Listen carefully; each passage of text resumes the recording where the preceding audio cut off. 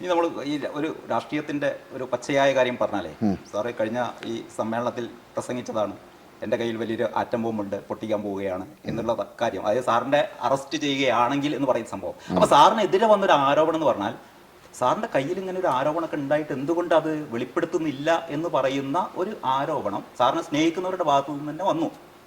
അതിനെപ്പറ്റി എന്താ പറയാനുള്ളത്? ഇതിൽ നമ്മൾ മനസ്സിലാക്കേണ്ട ഒരു കാര്യം, ഇന്നത്തെ നമ്മുടെ ഇന്ത്യയിലെ, ഞാൻ കേരളത്തിലാകുമ്പോൾ ഇന്ത്യയിലെ രാഷ്ട്രീയ സാമൂഹ്യ വ്യവസ്ഥിതിയാണ് ഇതിൻ്റെ ഒരു പ്രധാന കാരണം.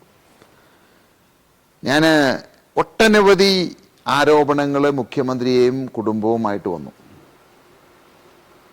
ഒട്ടനവധി തെളിവുകളും ഉണ്ടായി.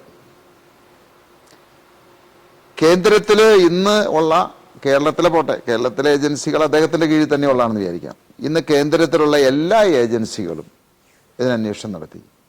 ഒരു നടപടിയും ആരുടെയും പേരിലുണ്ടായില്ല. 2 വയസ്സായുള്ള കുട്ടിക്ക് വരെ അറിയാം പണം കൈപ്പറ്റിയിട്ടുണ്ടെന്നും ഇവർ കൊടുത്തിട്ടുണ്ടെന്നുള്ളതും അത് നിയമവിരുദ്ധമായിട്ടാണ് ചെയ്തിരിക്കുന്നത് എന്നുള്ളതും. അപ്പോൾ നമ്മൾ കഴിഞ്ഞ മാസമൊക്കെ വിചാരിച്ചു ഇപ്പോൾ ഇവരെല്ലാവരും കൂടി വീണയെ അകത്താക്കും, മുഖ്യമന്ത്രിയെ അകത്താക്കും എന്ന് വിചാരിച്ചു. വീണയെ ചോദ്യം ചെയ്യാനായിട്ട് മദ്രാസിൽ, ചെന്നൈയിൽ അവസരം കൊടുത്തു. എന്തിനാ ചെന്നൈയിൽ കൊണ്ടുപോയി ചോദ്യം ചെയ്തേ?